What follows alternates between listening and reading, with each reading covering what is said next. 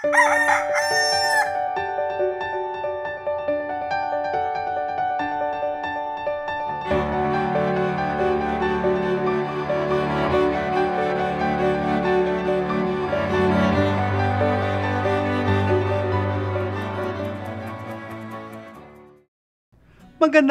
araw mga kapamilya. Magkapet pandasal muna po tayo. Ito po si Father Nono. Mga kapamilya, meron pa akong kaibigang pari, si Father IJ. Lumaki siya sa Tacloban, subalit marami sa pamilya nila sa pagdaan ng panahon ay nanirahan na sa iba't ibang lugar.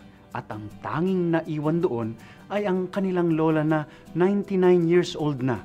Kaya't nung tumama po si Yolanda, labis ang pag-alala nila sa kanilang lola na nakatakda sanang ipagdiwang ang ika-100th birthday nito sa huling linggo ng Nobyembre. Naalala po ni Father IJ ang iniwan niyang pangako sa kanyang lola noong nagpaalam siya dito nang mag-aaral na siya sa Maynila. Anya, "Lola, pangako ko sa iyo, sa oras na kailangan mo ako, sa oras ng kagipitan, pupuntahan kita, sasamahan kita, Lola."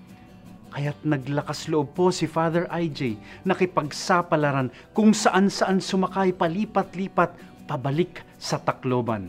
Sa madaling sabi po at sa kabutihang palad, natagpuan niya ang lola, buhay at nadala niya pabalik ng Maynila kung saan naipagdiwang ng buong angkan ang ika-100th birthday nito.